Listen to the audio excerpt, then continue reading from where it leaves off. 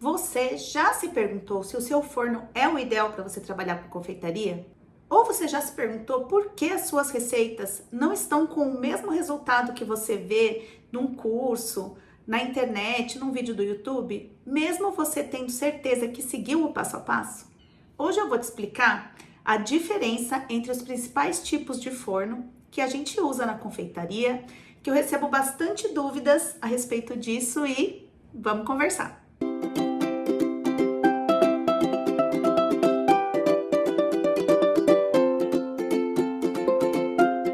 Oi, gente, eu sou a Thaís Martins. Eu tô aqui sempre para falar para vocês que é possível ter uma confeitaria lucrativa mesmo trabalhando em casa, e é o que eu tenho. Então, já vamos partir desse princípio. Quando você começa, o melhor forno que existe é o que você tem. Desde que ele esteja reguladinho, funcionando corretamente. Isso sim, a gente tem que começar com o que a gente tem, depois ir ganhando dinheiro e ir melhorando sempre. Então eu recebo bastante dúvidas a respeito de o que é um forno analógico, o que é um forno digital, qual a diferença do forno digital, o que é um forno de convecção, para que serve aquela ventoinha. O meu forno é elétrico, mas não tem aquela ventoinha. É bom? Eu vou comprar um forno profissional, qual eu escolho? Então, vamos lá. Vamos começar entendendo a diferença entre um forno convencional, que é o que a gente tem em casa, que é o forno a gás, um forno elétrico e um forno de convecção. Então, o forno a gás, que é o mais comum, que é o que a gente tem em casa, qual a principal característica dele? A fonte de calor, que é o gás natural ou GLP, vem somente de baixo para cima, né?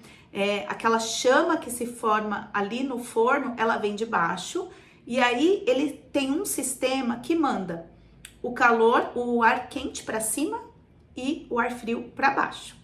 E quais as características desse forno a gás que é importante a gente entender quando a gente vai usar aí para assar o nosso bem casado, o nosso bolo, o nosso macarrão, né? Porque sim, gente, eu comecei com forno a gás, que era o que eu tinha em casa.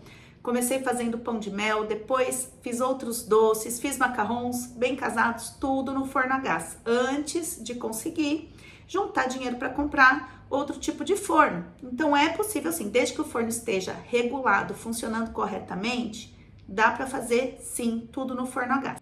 Vai mudar a sua produtividade em cada fornada, sim, mas é possível fazer um excelente produto no forno a gás, desde que ele esteja funcionando corretamente, sim. Então, voltando, as principais características que a gente tem que conhecer no nosso forno a gás. Primeiro, a gente tem que entender que o aquecimento é mais lento. E além de mais lento, ele é menos preciso. E que quando a gente, por exemplo, eu preciso de um forno a 200 graus para assar o meu bem casado. Eu tenho que pensar que vai demorar bastante para esse forno chegar a 200 graus. É essencial para a gente trabalhar numa confeitaria profissional na nossa casa que a gente tenha o termômetro de forno, principalmente para o forno a gás, porque eu preciso saber exatamente o que acontece dentro do meu forno. Então, ele tem um aquecimento mais lento, eu tenho que saber quanto tempo esse forno vai demorar para chegar na temperatura que eu preciso, para eu já pré-aquecer antes. Tem forno que demora 20 minutos, tem forno que demora 30 minutos. Eu vou ter que saber esse tempo, então eu faço teste com o termômetro de forno, coloco o termômetro lá dentro, ligo o meu forno na temperatura que eu quero e marco o tempo, quanto tempo demora para chegar na temperatura que eu preciso. Isso tudo faz parte de você conhecer o seu forno. Então, uma característica, ele demora mais, ele é mais lento para aquecer, para chegar na temperatura que eu preciso.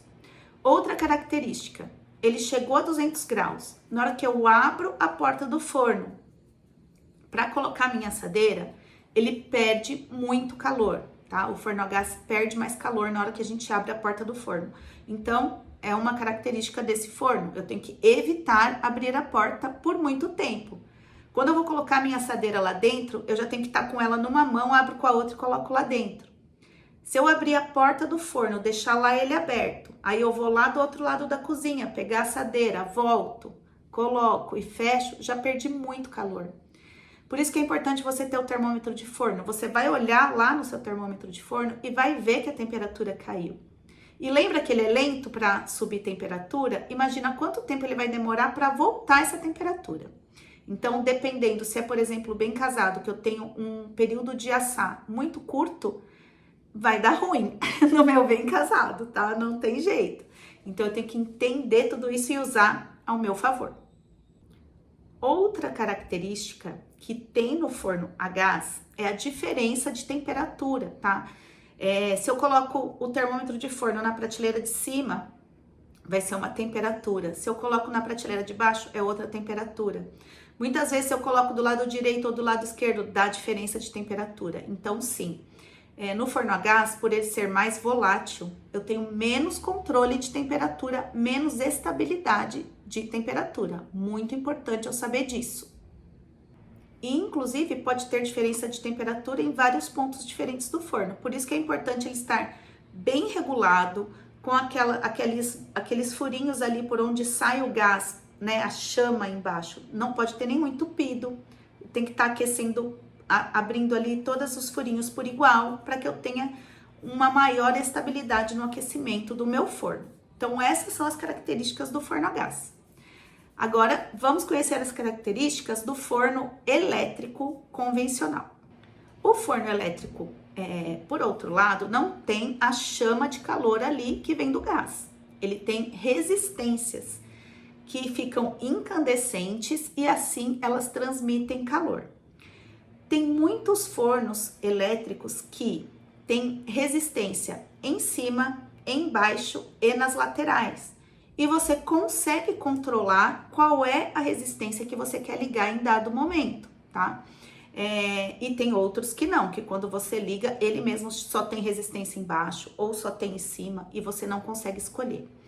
Quando ele tem o controle da resistência que você vai usar, é bem interessante. Porque, por exemplo, se eu vou assar um macarrão, eu não indico ligar a resistência de cima, tá? Porque daí vai vir em cima ali e vai estourar o macarrão, que é mais sensível.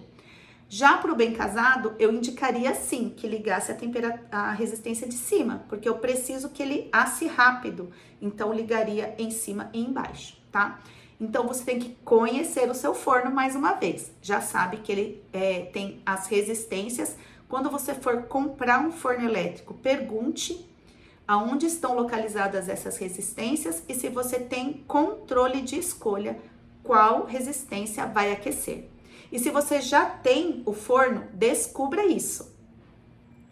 Então, o forno elétrico tem essa vantagem de ter as resistências e por isso ele tem um maior controle de temperatura do que o forno a gás, tá? Como não é um aquecimento assim, digamos, mais natural, né? Ele é artificial, ele vem das resistências, ele tem um certo limite, então ele é mais estável do que o forno a gás. Mas vai depender de onde vem esse calor aí, de onde está essa resistência. Outra característica do forno elétrico é que ele tem tamanhos muito variados. Então, aquele que é muito pequenininho, você vai ter uma produtividade muito pequena. Então, presta atenção na capacidade do forno que você vai comprar.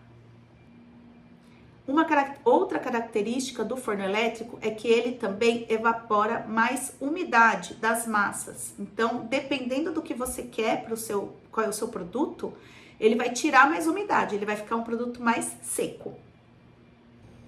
E outra característica do forno elétrico, justamente por ele ser elétrico, é que gasta muita energia elétrica. Então, pode ser tão dispendioso que não compense. Principalmente, eu já fiz teste uma vez com aquele pequenininho e era 110 volts. E ele gastava tanta energia, ele mudou tanto a minha conta de energia elétrica que não compensava. Eu fazia tão de pouquinho ali, eu tinha que fazer tantas fornadas que eu gastei demais. Então, eu indico, né, para mim, é muito importante, se você tiver um forno elétrico, que ele seja 220 volts, porque economiza energia elétrica. E agora vamos conhecer o forno elétrico por convecção. O que quer dizer isso, forno elétrico por convecção? Quer dizer que esse forno tem um ventiladorzinho, uma ventoinha, geralmente ali no fundo do forno, que faz com que temperatura, o calor seja distribuído uniformemente dentro do forno.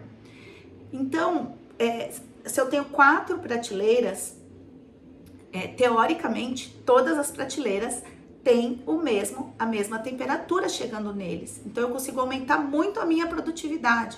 Consigo assar 4 assadeiras de uma vez. É o forno mais estável que tem em questão de controle de temperatura.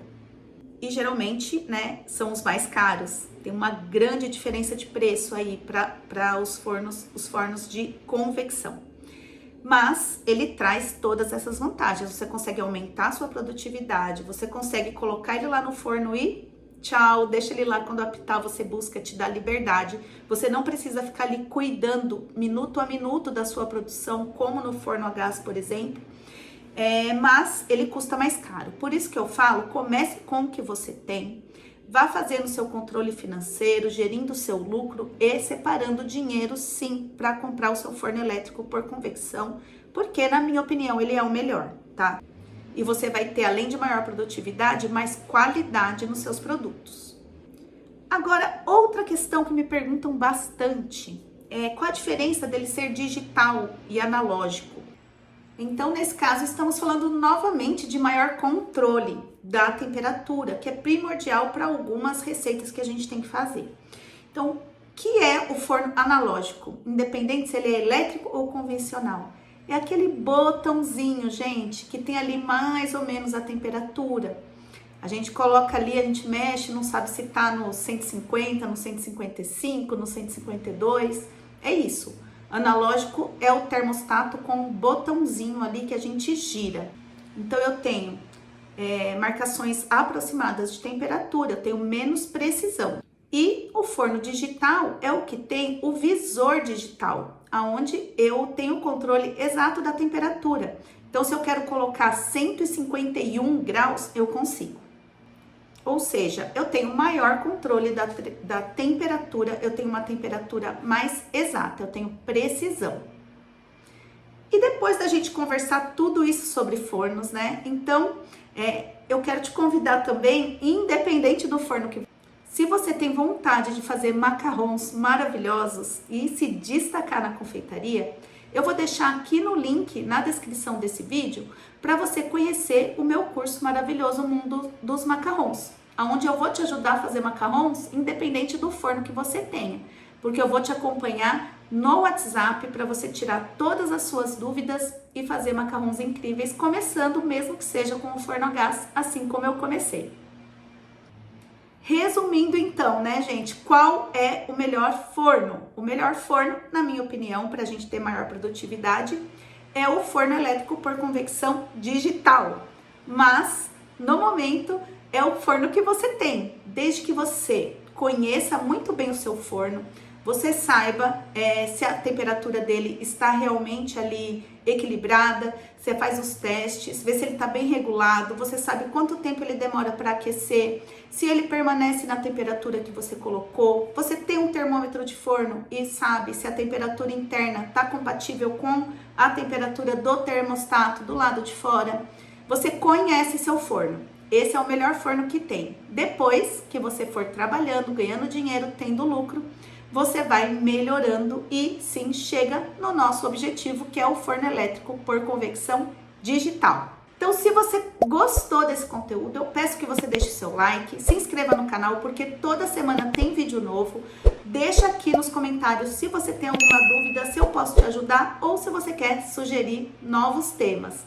Muito obrigada por ter ficado até aqui e até a próxima!